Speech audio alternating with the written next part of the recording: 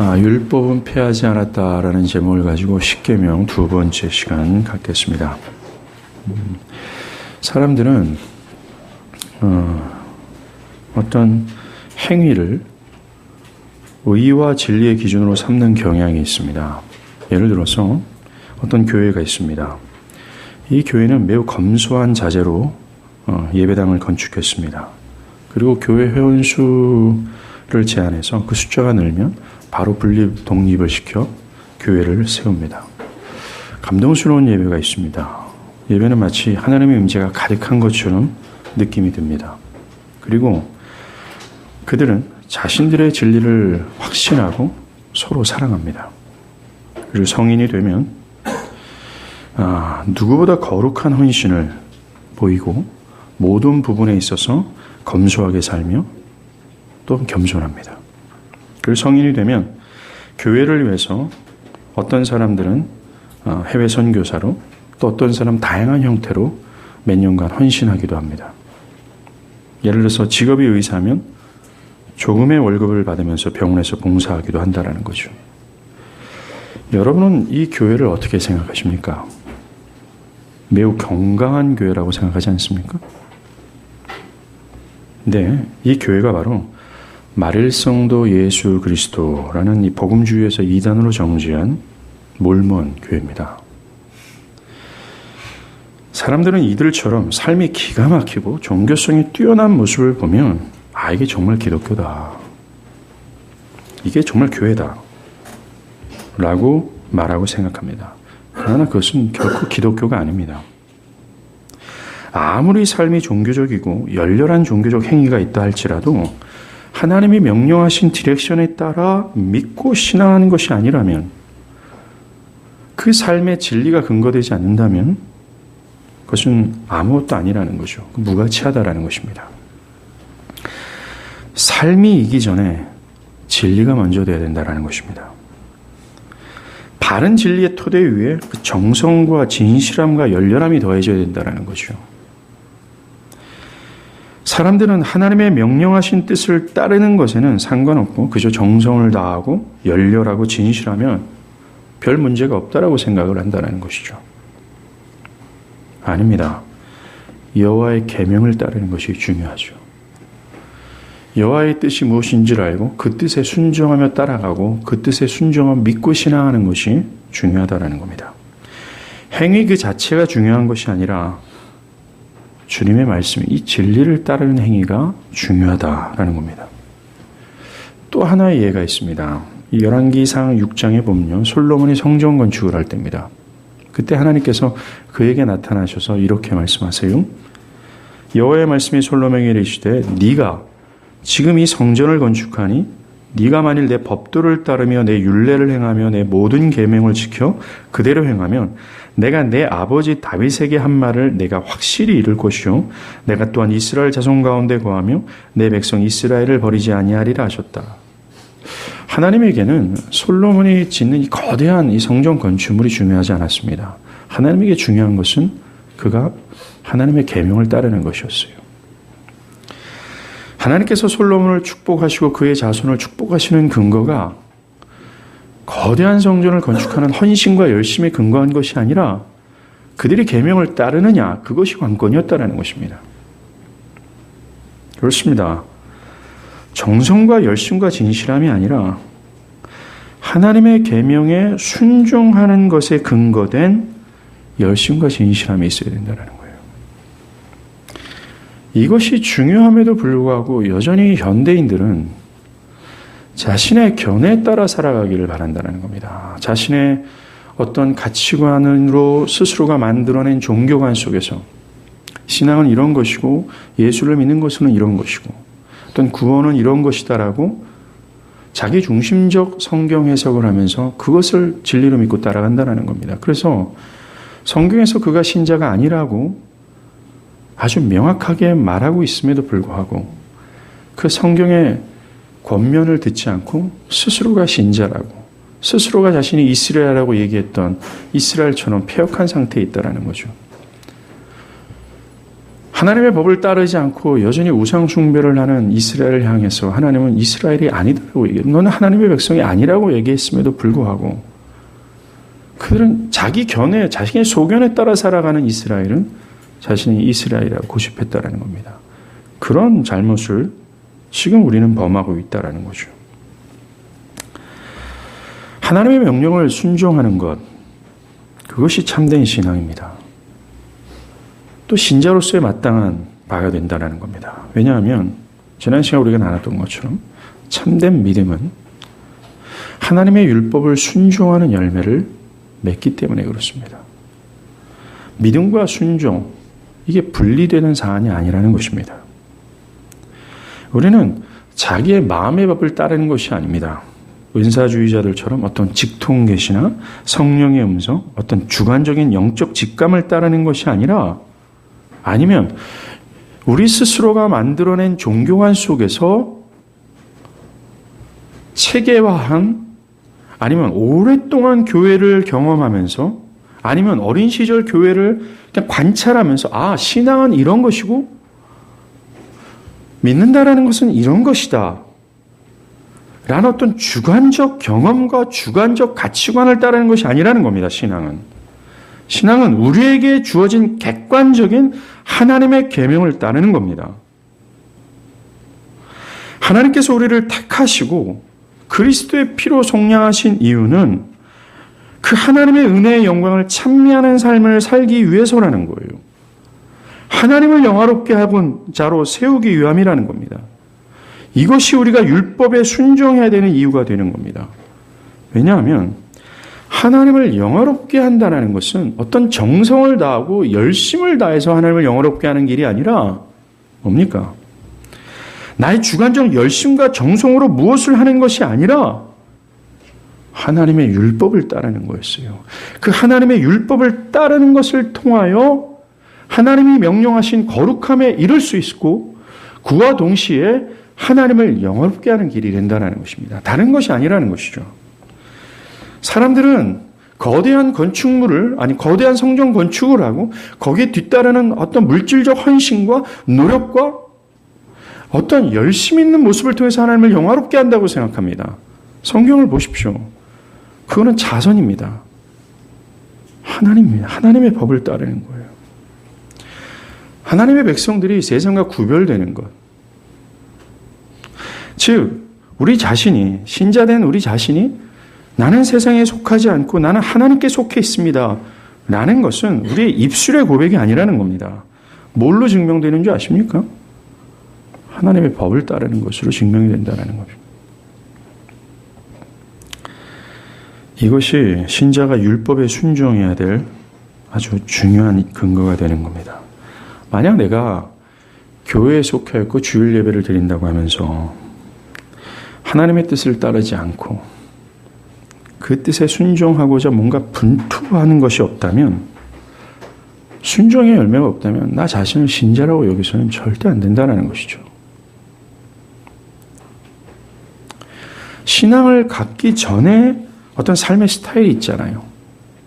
신앙을 갖기 전에 어떤 삶의 방향성이 있습니다. 그렇죠?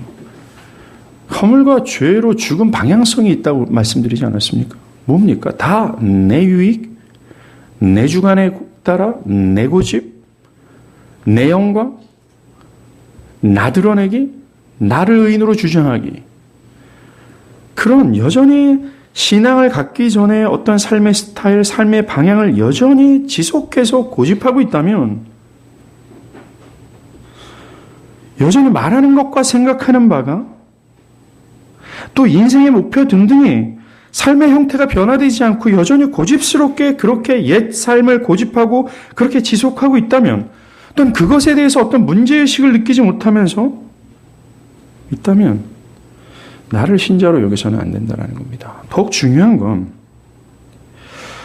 그 하나님의 말씀이 참된 진리며 그것이 따라가는 것이 마땅하고 그것이 가장 달콤한 인생으로 여겨지지 않는다면 나 자신이 지금 지옥의 방향으로 걷고 있다는 것을 우린 명백하게 깨달아야 된다는 것입니다.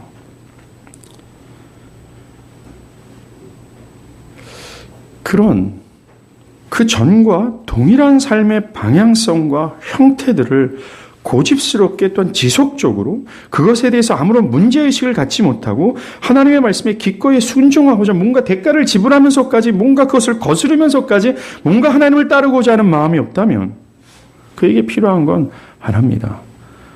요한복음 3장에서 주님 말씀은 물과 성령으로 거듭나는 거죠. 이 거듭나지 않는 사람들은 절대로 하나님의 율법에 순종할 수가 없습니다. 못합니다.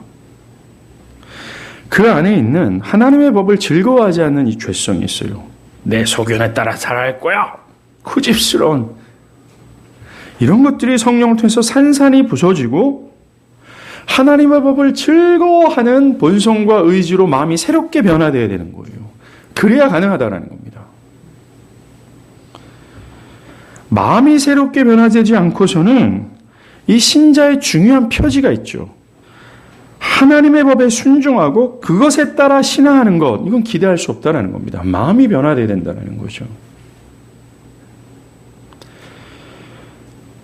이 거듭나지 않는 사람들, 이 마음이 변화되지 않는 사람들은 말입니다. 하나님의 법, 테두리를 벗어나고 싶어하는 욕망이 있어요. 이것을 벗어나서 자신의 견해가 진리라 고집하면서 그것을 따르는 성향이기 때문에 그렇습니다. 하나님의 법을 벗어나서 방종, 헛된 자유를 지향하고 있기 때문에 그래요. 그래서 그들의 마음이 변화되어야 됩니다. 우리가 지난 시간부터 율법 10계명을 다루고 있으면서 이 말씀을 들으면서 우리가 계속해서 잊지 말아야 될 것은 마음의 변화라는 겁니다. 이것이 필요함을 여러분들이 깨닫셔야 되는 거죠. 나도 사도 바울처럼 또 눈에 보이는 정말 거룩한 신자들의 모습처럼 살아가고 싶지만 아니요. 살아가고 싶다라는 것조차도 마음의 변화가 있기 때문에 가능한 것입니다. 그러나 그거조차도 없고 신앙 자체가 형식이고 뭐로 의무감으로 아니면 그것이 껍데기처럼 되어지고 있다면 그 사람에게 필요한 건 정말 거듭남이 될 겁니다. 오늘 우리가 새롭게 생각해야 될 바가 있습니다. 그것은 율법은 10계명이죠. 어떻게 구원을 받을 수 있는가에 대한 사안이 아니라 어떻게 하나님을 섬길 것인가, 어떻게 신앙해야 되는가에 대한 신자들에게 주어진 하나님 명령이라는 거예요. 다시 말해서 율법은 구원에 이르는 길이 아니라 어떻게 하나님을 섬길 것인가에 대한 문제라는 겁니다. 이것은 신약뿐만이 아니라 구약에서부터 강조된 사안이라는 거예요. 즉 율법의 행위로 구원에 이르는 것이 아니라 오직 하나님의 선하신 은혜로 구원을 받는다는 것과 율법은 하나님의 백성들에게 주어진 것으로서 그들이 어떻게 하나님을 섬길 것인가에 대한 디렉션이 된다는 겁니다. 어떤 사람들은, 이 구약의 사람들은 율법을 지키는 행위로 말미암는 의로 구원을 받았고, 신약의 사람들은 우리같이요 은혜의 복음을 믿음으로 말미암는 의로 구원을 받는다고 생각합니다. 구약의 사람들은 율법을 행함으로 구원을 받고 신약에는 믿음으로 구원을 받는다라고 생각하는 겁니다. 결코 그런 것은 아닙니다. 이것은 성경에서 매우 어긋난 거예요. 구약에서부터 사람들은 믿음으로 말미암는 의로 구원을 받았어요. 믿음으로 구원을 받았다라는 겁니다. 예를 들어서 하나님은 아브라함을 당신의 백성으로 삼으셨습니다. 구원하셨다라는 거예요. 그것은 아브라함이 율법을 행했기 때문에 구원하신 것이 아닙니다. 아브라함은 율법이 있기 전 400년 전의 사람이었어요. 그가 하나님의 백성이 된 것은 믿음으로 의롭다함을 얻게 될 그와 그의 후손을 향한 하나님의 약속에 기반이 된 겁니다. 갈라디아서 3장 6절에서 7절은요. 아브라함이 하나님을 믿음에 그것을 그의 의로 정하셨다함과 같으니라. 그런즉 믿음으로 말미암는 자들은 아브라함의 자손인 줄 알지어다 라고 얘기해요. 그가 믿음으로 말미암아 의롭다함을 받았기에 그 뒤에 믿음으로 의롭다함을 받게 될 자들의 조상이 됐다 라고 말하는 겁니다. 다시 말해서 아브라함은 율법을 행위를 통해서 의롭다 여김을 받은 것이 아니라 믿음으로다 라고 말해주고 있다는 겁니다. 바울은 로마서 9장 7절과 8절에 또한 아브라함의 씨가 다 그의 자녀가 아니라 오직 이삭으로부터 난 자라야 내 씨라 불리를 하셨으니 그 육신의 자녀가 하나님의 자녀가 아니요 오직 약속의 자녀가 씨로 여김을 받으리라 라고 얘기합니다. 예수님도 혈통적으로 이스라엘이라고 고집하는 사람들을 향해서 너희들은 하나님 백성이 아니라고 말씀하셨어요. 즉 율법을 지킴으로 나타나는 그 의 있잖아요. 이걸 가지고 구원을 받으려고 했던 자들, 그 유대인들을 향해서 너희는 하나님 백성이 아니야 라고 하셨다라는 거예요. 마태복음 3장 9절에 보면요. 이스라엘 자손이 그리스도를 믿는 이 복음을 거부했어요.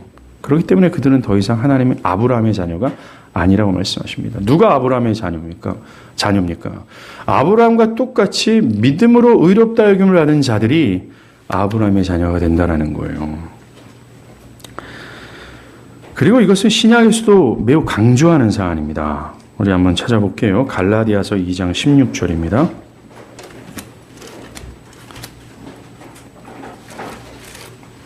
갈라디아서 2장 16절이에요.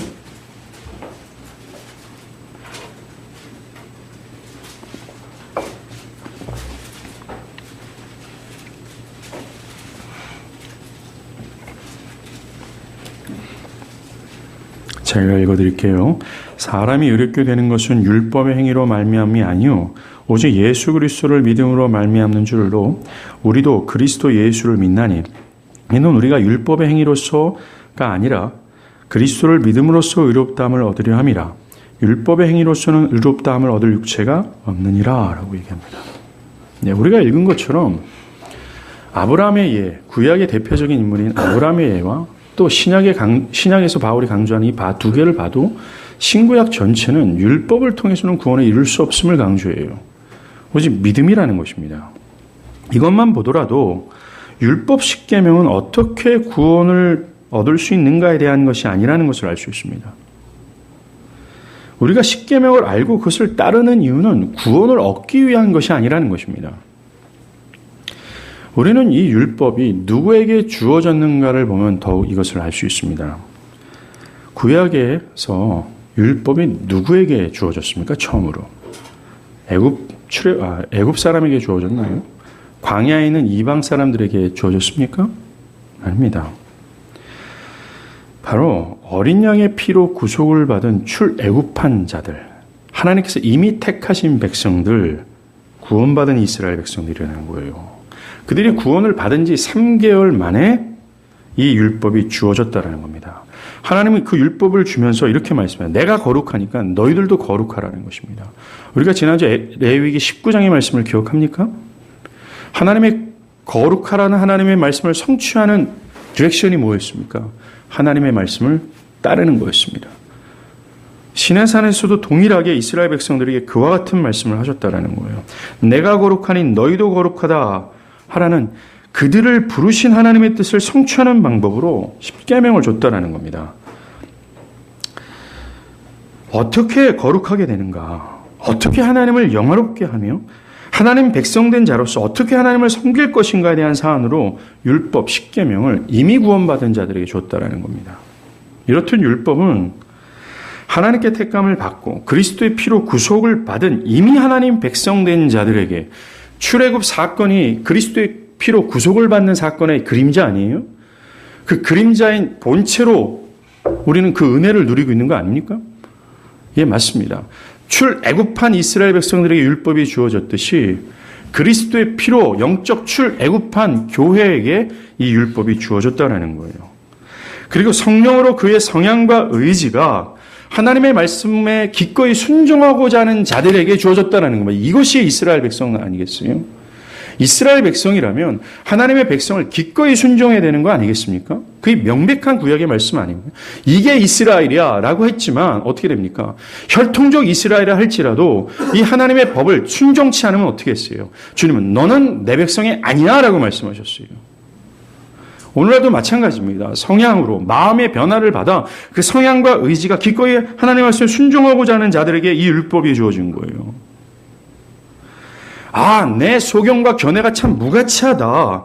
이걸 좀 알고 하나님의 복종하는 것이 너무나 즐겁다 하는 자들에게 주어진 게 여호와의 율법이라는 겁니다. 율법은 그들에게 속한 거라는 거죠. 여러분이 그리스도의 피로 구속을 받은 자라면 율법이 여러분에게 주어졌다라는 거예요. 여러분이 말씀에 정말 내가 기꺼이 복종하는 것이 맞다. 내가 그것을 따르고자 내가 분투해야겠다. 그것이 가장 영광스럽다라고 한다면 여러분들에게 그 법이 주어졌다는 겁니다. 그러면서 하나님의 명령이 들려지는 거예요. 이걸 지킴으로 내가 거룩하니 너희도 거룩하라 말씀하시는 겁니다. 그러하기에 시내산에서 이스라엘 백성들에게 주어진 율법 있잖아요. 이건 낡아빠진 옛 산물이 아니라는 겁니다. 현존하는 교회를 위한 거예요. 여전히 우리를 위한 것이라는 걸 우리는 알아야 된다는 겁니다. 그런데 일부 사람들은 이 점을 기억하지 못하고 마치 율법 전체가 아무런 효력이 없다 라고 말합니다. 그것이 소용이 없다고 하면서 심지어 율법을 따르는 것은 복음을 믿는 교회로서는 어긋나는 일이다 라고까지 생각합니다. 현재 교회들에게 율법은 폐기된 거다 라고 여기죠. 그건 잘못된 생각입니다. 율법은 우리를 구원으로 인도할 수는 없지만 여전히 율법은요, 하나님께서 당신의 자녀를 향한 대화이고 또한 뜻입니다. 또한 신자들을 지금보다 더 나은 상태로 이끄는 용도로 쓰임을 받고 있다는 거예요. 즉 의롭다함을 얻은 신자들을 지금보다 더 거룩한 상태로 이끄는 것이 바로 율법이 된다는 겁니다. 모세가 죽기 전입니다. 이스라엘 백성들을 시내산에서 다 모아놓고 설교했잖아요. 그게 신명기 아닙니까? 그때 그가 마지막으로 그의 백성에게 남긴 말이 있어요. 이스라엘에게 남긴 겁니다. 이스라엘. 거기에 4,000년 전에 우리가 가서 서 있는 거예요. 그가 이렇게 얘기합니다. 내가 오늘 너희에게 증언한 모든 말을 너희 마음에 두고 너희의 자녀에게 명령하여 이 율법의 모든 말씀을 지켜 행하게 하라. 이는 너희의 생명이니 이 일로 말미암아 너희가 요단을 건너가 차지할 그 땅에서 너희 날이 장구하리라. 지금 모세는 하나님의 이 율법이 사라지지 않을, 하나님 백성이 계속해서 따라야 될 것임을 강조하고 있어요. 폐지된 게 아니라고 얘기합니다. 율법은 결코 우리를 구원으로 인도할 수는 없지만 하나님 백성을 더 나은 모습으로 이끌어요. 즉 거룩을 향하게 하며 그 거룩에 끊임없이 하나님의 말씀을 순종하며 거룩을 지향하는 것을 통해서 그가 이스라엘이야 라는 것을 증명하게 하신다는 거죠. 그걸 통해서 그가 구원에 이르게 되는 겁니다. 오만방자해진 지금의 시대일수록 하나님 백성이 어떻게 하나님을 섬기고 어떻게 올바르게 살아가야 되는 것에 대한 규범이 필요합니다.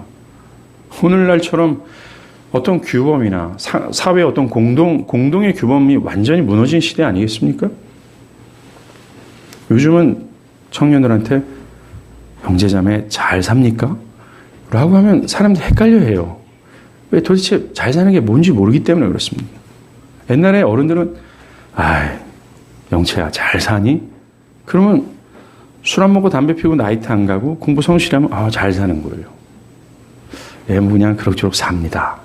근데 지금은 그것이 뭐가 잘못이냐는 거죠. 어떤 도덕적 규범마저도, 그래서 사회가 공동으로 약주한 뭔가 사회의 오래 문화 속에서 어떤 정해진 규범마저 다 무너진 겁니다. 이런 시대를 우리가 살아가면서 필요한 것이 규범이라는 거예요. 그렇지 않으면 우리는 제멋대로 살아가기 때문에 그렇습니다. 여러분들이 오래된 진리를 만나기 전에 신앙하는 모습들을 한번 상상해 보십시오. 과거에. 제멋대로 아닙니까? 목사님 지금도 그런데요? 라고 얘기한다면 속상하죠. 내가 막 웁니다. 제가 진짜 마음이 답답해요. 막 이렇습니다. 신자의 삶을 규정하는 규범은 딱 한 가지입니다. 바로 여호와의 율법이라는 거예요. 결코 육체를 입고 있는 우리들이 모든 율법을 완벽하게 순종할 수는 없지만 평생토록 지향해야 될 목표점이 된다는 겁니다. 율법이요. 우리는 마땅히 이것을 따르고자 분투하고 순종하기 위해서는 어떤 것을 지불해야 되는 거예요. 다윗은 시편 1장 2절에 의인의 삶은 뭐라고 정의합니까? 여호와의 율법을 주야로 묵상하도다라고 얘기합니다. 율법이야말로 모든 세상이 끝날까지 신자들이 따라야 될 하나님의 유일한 규범이 되는 겁니다. 결코 율법은 폐기된 것이 아니라는 거죠. 그렇다면 이 말이 신자가 여전히 율법 아래에 있다라고 말하는 것은 아닙니다. 즉 신자들이 율법을 따르지 않는다고 율법이 그들을 막 위협하고 공포를 주고 그들의 양심을 정죄하고 지옥으로 이끌지는 않는다라는 뜻입니다. 신자는 그러한 율법의 저주와 유혹으로부터 자유한 자들이라는 거예요. 여러분들 헷갈리지 않습니까? 사도 바울의 서신서를 읽어보면 율법이 마치 폐지됐고 아무런 소용이 없고 마치 우리의 적처럼 느껴지지 않습니까? 오직 믿음으로 의롭다 여김을 받는 교회를 향해서 편지하는 사도 바울의 권면을 보면 믿음뿐이다. 율법은 아니다. 율법은 아무런 소용없다. 그리스도께서 모든 걸 성취하신 이후에 율법은 힘이 없다. 라고 하는 그런 뉘앙스로 우리가 느껴지기 때문에 그렇습니다. 그런데 여전히 율법은 살아있고 율법을 따라야 되는 의무가 신자들에게 주어졌다라는 것이 좀 헷갈린다라는 거예요. 로마서 7장 6절에 보면요. 이제는 우리가 얽매였던 것에 대해서 죽었으므로 율법에서 벗어났으니 이러므로 우리가 영의 새로운 것으로 섬길 것이요 율법 조문에 묵은 것으로 아니할지니라. 바울은 율법에서 벗어났다고 얘기하고 있어요. 그뿐만이 아니라 갈라디아서 5장 4절에서 그리스도 안에 있는 자들이 율법은 폐하여졌다라고 직접 강조합니다. 여기서 우리가 오해가 생기는 거예요. 여기서 오해하지 말 것은 바울이 그리스도 안에 있는 자들에게 율법이 폐해졌다, 폐지되었다라고 말하지만 그것은 율법 자체가 폐지되었다는 뜻이 아니라는 거예요. 바울이 율법이 폐지됐다라는 뜻은 율법의 저주와 양심을 속박하는 힘이 폐지됐다라는 겁니다. 율법에 속박하는 힘이 바로 이거예요. 율법은 단 한 가지 항목이라도 그 의무를 행하지 않으면 어떻게 됩니까? 저주를 퍼붓습니다. 율법의 항목이 100가지라고 하면 여러분들이 일평생 단 한 번도 율법의 이 100가지 조항을 단 한 가지대로 어기게 된다면 지옥 간다라는 거예요. 그래서 바울은 그리스도를 믿는 것을 거부하는 자들을 향해서 이렇게 말하는 겁니다. 나는 이 유대인들을 향해서 사실 직접적으로 얘기하는 겁니다. 나는 믿음으로 말미암아 얻는 그 의, 바울 네가 말하는 건 나는 못 받아들이겠어. 나는 여전히 유대 전통 안에 있는 율법을 행함으로 나타나는 의로, 즉 율법을 통해서 나는 구원을 받을 거야 라고 주장하고 있는 유대인들에게 이렇게 말하고 있는 겁니다. 무릇 율법 행위에 속한 자들은 저주 아래 있나니 기록된 바 누구든지 율법책에 기록한 대로 모든 일을 항상 행하지 아니하는 자는 저주 아래 있는 자라 하였습니다라고 얘기합니다. 한 가지 항목이라도 어기면 저주를 막 퍼붓는 거예요. 이게 율법이 속박하는 힘이요 저주의 파워라는 겁니다. 모세 똑같이 얘기했어요. 신명기 27장 26절 이 율법의 말씀을 실행하지 아니하는 자는 저주를 받을 것이다 할 것이요 라고 얘기해요. 많은 사람들이요 100개 중에 99개를 평생 동안 다 지켰어요. 근데 한 10분간에 하나 오겠다고 생각해요. 그럼 그 사람은 의로운 거 아닙니까? 라고 하는데 율법은 그것을 허용하지 않는다라고 얘기하는 겁니다. 신명기 27장 29절에도요. 율법을 지키지 않을 경우에 어떤 심판을 받을 것인 줄 계속해서 나열해요.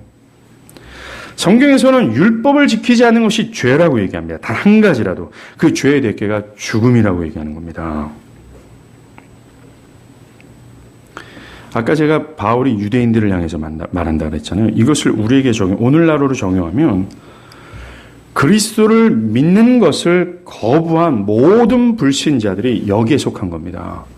그들에게는 다 율법으로 말미암아 나타나는 의로 구원을 받으려고 하는 성향과 의지를 가졌기 때문에 그래요. 그들에겐 여전히 율법의 저주와 양심의 속박은 계속적으로 있다라는 겁니다. 그들이 한 가지라도 항목이 어기면 율법의 파워, 이 저주는 가차없이 쏟아붓게 되고 그들은 결국 지옥에 간다는 거예요. 그런데 그리스도를 믿는 자들은 그 율법의 저주와 힘이 그들을 속박하거나 심판하지 못한다는 겁니다. 그게 폐지됐다라고 얘기하는 게 바울의 주장이라는 거예요.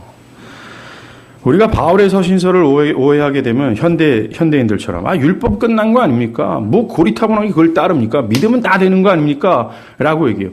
신구약 전체가 한 번도 율법을 통해서 구원에 이른다라고 말하지 않았어요. 율법은 신자된 자들에게 주어진 것이고 그들이 거룩하라는 하나님의 명령, 그거는 구약의 이스라엘은 지금도 똑같아요. 그 명령을 성취할 수 있는 디렉션이라고 주님 말씀하시는 겁니다. 그리고 신구약 모든 하나님의 진정한 백성들도 그 율법을 따르는 것을 통하여 자신이 하나님 백성에 하나님께 속해 있는 자예요. 라는 것이 증명되므로 그가 구원받는다라고 얘기하는 겁니다. 바울이 이 율법에 주는 이 저주의 힘이 있잖아요. 이것을 계속해서 강조하는 이유는 그 힘 아래에 있는 사람들은 스스로 자유케 할 수 없다는 걸 말해준다는 겁니다. 말해주기 위함이라는 거예요. 그 아래에 있는 자들은 해방이 필요하다는 걸 말해주기 위함이라는 겁니다. 그렇다면 어떻게 이 율법의 저주에서 해방될 수 있을까요? 단 한 가지의 조항도 평생 다 어기지 않고 마음으로도까지 이 가혹한 속박에서 해결될 수 있는 길이 뭘까요? 어떻게 하면 지옥 가지 않느냐는 얘기입니다. 그것은 율법의 저주로부터 우리를 해방하시고자 예수께서 우리를 대신하여 저주를 받으셨기 때문에 그래요. 이 복음을 믿는 것으로 율법의 저주에서 벗어날 수 있다는 겁니다. 그리스도께서는 율법 아래 있는 자들을 그것의 저주와 힘으로부터 자유하시고자 율법 아래서 태어나셨어요. 그리고 그들이 받아야 될 모든 저주를 대신 받으셨습니다.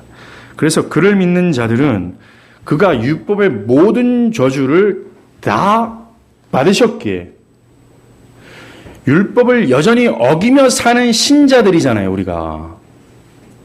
율법의 말씀을 여전히 따르지 못하는 무능력과 불가능함을 여전히 토해내며 어찌하며 탄식하며 사는 우리들 존재 아닙니까? 우리들에게도 당연히 그 율법의 저주가 퍼부어져야 되는데 그 퍼부어져야 될 저주를 그리스도께서 대신 다 everything 모든 것을 다 pay 다 지불하셨기 때문에 더 이상 우리가 지불할 몫이 없다라는 거예요.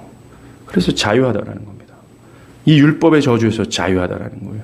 그의 힘은 그 율법의 힘은 더 이상 우리에게 작용이 안 된다라고 얘기하는 겁니다.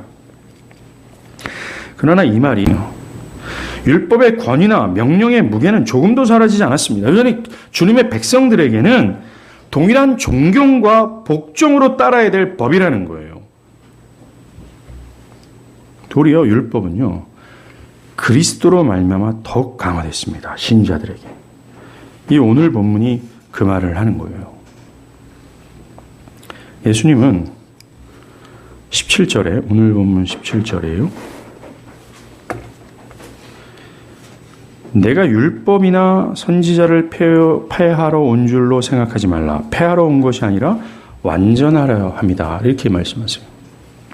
여기서 완전이라는 단어는요, 영어로 fulfill, 성취하다, 완성하다라는 뜻입니다.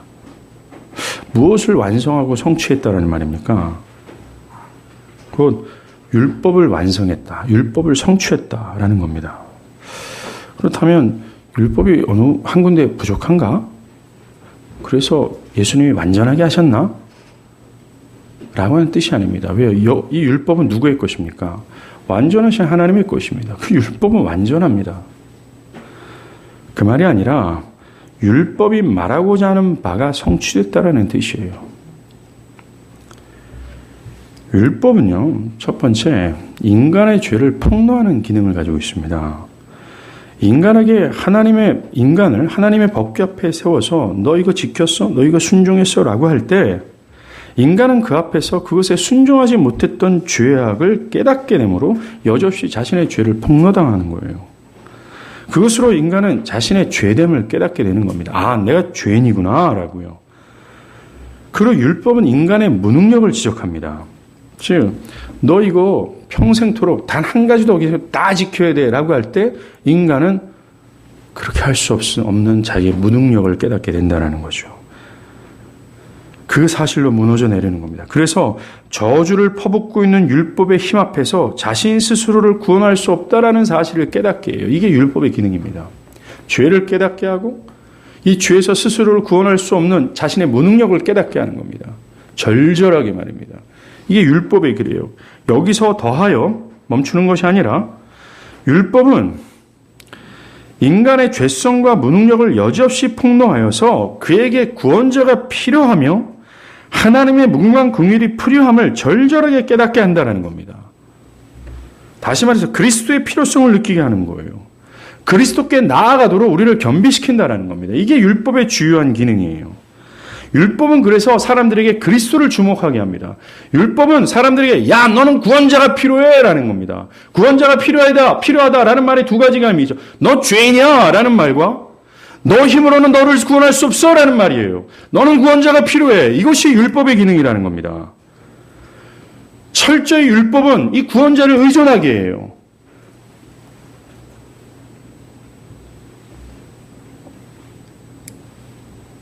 이것이 율법의 의도였다는 겁니다. 바울은 율법은 그림자며 예수가 그 그림자의 실체라고 말합니다.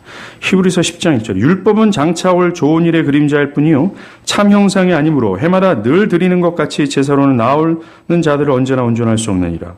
골로새서 2장도 마찬가지. 그러므로 먹고 마시는 것과 절기와 초하루 안식일을 이유로 누구든지 너희를 비판하지 못하게 하라. 이것들은 장래일의 그림자나 몸은 그리스도이니라 라고 얘기합니다. 그런데 그 율법이 주목하고 있는 그리스도께서 오셨습니다. 예수께서 오셔서 이제 율법을 성취하는 것을 한번 보세요. 두 가지입니다. 첫 번째는 예수께서 율법이 요구하는 모든 도덕법 법률을 마음으로나 행위로나 완벽하게 지킴으로 그 율법의 요구를 완성하셨다는 거예요. 인간 역사상 율법의 요구를 완성한 사람이 없습니다. 모세도 엘리야도 못했다라는 거예요. 오직 단 하나의 인물이 있습니다. 그리스도라는 거예요. 그리스도는 행위로뿐만 아니라 마음으로도 하나님이 요구하는 모든 도덕적 법률을 다 완벽하게 행하셨다는 거예요. 하나님께서 요구하시는 완벽한 의의를 이루셨다는 겁니다. 그것으로 율법에서 내가 구원자가 필요해라고 탄식했던 자들이 그 완전한 의의를 이루신 예수를 의지함으로 어떻게 됩니까? 저주에서 자유케 될 수 있는 길을 여셨다라는 겁니다. 이것이 성취하셨다라는 의미가 되는 겁니다. 계속 더 볼게요. 오늘 보면 20절에 보면요. 내가 너희에게 이르노니 너희 의가 서기관과 바리새인보다 낫지 못하면 결코 천국에 들어가지 못하리라 이렇게 말합니다. 서기관과 바리새인들이 누굽니까? 지독한 사람들입니다. 이 사람들이. 인간 역사에서 도덕적으로 가장 완전한 사람이었어요. 이 사람이 예수님이 이 사람들한테 저 위선자들 해칠한 무덤 독사의 자식들아 라고 얘기해서 막 그들이 막 야비하고 얍삽 빠르고 막 사람들 등쳐먹고 이런 못된 사람들처럼 우리가 느껴질 수 있는데 결코 그렇지 않습니다. 이들의 행실은 거룩하게 보였고 이들은 도덕적으로 완벽했습니다. 그래서 민중의 존경을 받았다는 거예요. 그런데 주님은 이들보다 더 높은 의의를 가져야 천국에 갈 수 있다라고 얘기해요. 이들보다 모든 율법을 한 가지도 빼놓지 않고 다 지켜 행하고 특별히 마음으로도 다 완벽하게 해내야 된다는 겁니다. 그래야 천국 간다는 거예요. 그런데 문제는 뭡니까? 우리의 힘과 열심으로 이게 불가능하다는 겁니다. 가능하지 못하다는 겁니다. 못합니다라고 얘기해야 되는데 이스라엘 백성들은 할 수 있어요 라면서 율법의 행위로 말미암는 의의를 자꾸 의지하려고 했던 겁니다. 그래서 망한 겁니다. 지켜야 되지만 지키지 못하는 불행한 우리에게 답이 있는 거예요. 이게 마틴 루터가 찾은 답입니다. 바울이 그토록 교회를 향해서 강조했던 거예요. 뭡니까? 믿음으로 그리스도의 의를 덧입는 겁니다. 믿음으로 그리스도의 의를 갖는 거예요. 예수가 말씀하신 20절에 서기관과 바리새인들보다 더 높은 의, 더 나은 의가 바로 뭡니까? 그리스도의 의예요. 그리스도께서 모든 이 율법의 요구를 다 충족했기 때문에 그렇습니다. 요구 가져야 되는 거예요. 요구를 가져야 되는 거예요. 만약에 우리가 그 완벽한 의를 소유한다면 우리는 바리새인과 서기관들보다 더 높은 의를 가짐으로 어떻게 됩니까? 천국 간다는 겁니다.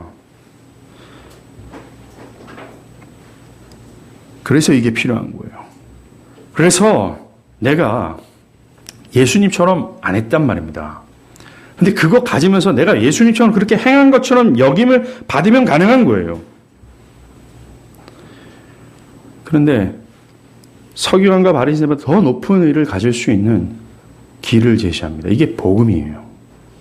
로마서 3장 22절. 곧 예수 그리스도를 믿음으로 말미암아 모든 믿는 자에게 미치는 하나님의 의인이 차별이 없느니라. 믿음으로 예수 의를 받는다라고 얘기합니다. 이게 복음이라는 거예요. 고생해서 선행 베풀고 열심히 율법 지켜서 의를 소유하는 것이 아니라 정성껏 뭔가 열렬히 신앙생활에서 의의 스펙을 쌓아서 그 의의 기준에 도달해서 의를 갖는 것이 아니라 뭡니까? 믿음으로 서기관과 바리새인보다 더 우월하고 상대도 안 되는 가장 완벽한 하나님께서 충분해 라고 하는 의를 뭡니까? 거절받는다라고 얘기하는 거예요. 믿음으로. 그것으로 하나님께 충분하다고 여김을 받는 겁니다. 그것으로 인해 우리에게 저주를 퍼붓고 있는 율법의 힘은 사라지는 거예요. 더 이상 믿는 자는 율법의 정죄와 양심의 두려움을 갖지 않는 겁니다. 그리고 율법은 더 이상 믿는 자들을 고발하지 못하는 거예요. 우리는 그것을 완전히 자유하게 된다는 것입니다. 이게 내가 율법을 성취하러 왔다라는 주님의 말씀의 의도 첫 번째입니다. 두 번째는 내가 완성하러 왔다라는 의미는요. 예수님은 이 율법에는 두 가지가 있습니다. 크게 이 도덕법과 십계명과 같은 도덕법과 그리고 뭐 속죄제사, 뭐 화목제사, 뭐 이런 거 있잖아요. 제사법 두 개가 있어요. 이건 앞에 도덕법을 완성하신 그리스도를 봤습니다. 그죠? 두 번째는 제사법입니다. 주님은 모든 이 제사법이 요구하는 것을 직접 십자가에서 몸으로 성취하셨어요. 구약에서 나오는 모든 제사법들 있죠. 이게 뭘 예표하는 겁니까? 그리스도의 죽음을 예표하는 거잖아요. 하나님께 나아감을 얻지 못하는 자들, 하나님께 죄로 인해서 못 나가는 자들이요. 제사 지낼 때 희생 제물을 죽이잖아요. 그래서 내 죄가 지불해야 될 죄값을 이 희생 제물이 대신 지불했기 때문에 이 희생 제물이 대신 지불한 이 은혜를 의지해서 하나님께 나아갈 수 있다라는 것. 이게 보여주는 것이 뭡니까? 그리스도였어요. 희생제물 대신 예수의 죽음을 의지해서 하나님께 나아갈 수을 얻는 것, 이걸 예표한 겁니다. 이것을 그리스도께서는 십자가에서 성취했어요. 그렇기 때문에 이 제사법은 더 이상 사용은 폐지됐다는 겁니다. 행할 필요가 없다는 거예요. 그리스도께서 십자가에서 죽은 이후로는 더 이상 필요 없다는 겁니다. 하지만 율법 중 십계명과 같은 도덕법은 오늘 주님 말씀하십니다. 더욱 강화됐다라고요. 오늘 18절과 19절 한번 보세요. 진실로 진실로 너에게 이르노니 천지가 없어지기 전에는 율법의 1.1획도 결코 없어지지 아니하고 다 이루리라 라고 얘기합니다. 17절 바로 전 구절에 주님 뭐라 그랬어요? 내가 다 성취했어 라고 하는 겁니다. 율법의 저주로부터 너희는 다 자유했어. 내가 다 끝냈어. 그런데 신구약 전체가 동일하게 얘기하는 것, 그리스도의 피로 속량을 받은 신자들에게 주어진 율법은 뭡니까? 1.1획도 사라지지 않았어 라고 얘기하는 거예요. 그래서 19절에 누구든지 이 계명 중에 지극히 작은 것 하나도 버리고 또 그것이 그같이 사람을 가르치는 자는 천국에서 지극히 작다 일컬음을 받을 것이요 라고 얘기합니다. 이 율법이 결코 없어지지 않았다라고 예수님 말씀하시는 거예요. 우리가 보고자 하는 이 십계명도 영원 무궁하신 하나님의 말씀입니다. 폐지되지 않았어요. 그러하기에 그의 안에 속해 있는 백성들이라면 이것을 따르기를 즐거워하는 것이 마땅합니다. 하나님의 택함을 받고 구속을 받은 여러분들이라면 이걸 알고 이것을 따라가는 것이 마땅하다는 거죠. 만약 여러분이 하나님의 법을 따라간다면, 그것을 순종하며 살아간다면 그것이 곧 하나님과 동행하는 삶이라는 걸 아십니까? 그럼 액자에 동행 나오잖아요. 그리스도와 동행, 동행. 동행이 딴 게 아닙니다. 하나님의 말씀을 따라 순종할 때 그리스도 하나님과의 동행이 가능해지는 겁니다. 비록 험한 산과 가로막힌 담이 있다 할지라도, 또는 순종하다 하는 손해가 온다 할지라도 그것에 순종한다면 주님 정말로 언제나 어디서나 여러분과 동행하고 계시다는 거예요.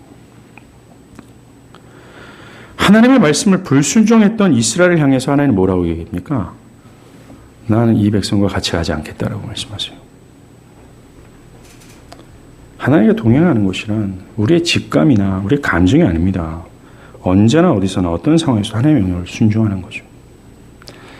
바라기는 이 폐지되지 않는 이 하나님의 법, 4,000년 전에 모세가 얘기한 이 법, 여전히 유효하며 신자로서의 마땅히 순종할 요소라는 것을 기억하면서 이걸 순종하면서 하나님과 동행하는 그런 복을 누리는 우리가 되기를 바랍니다.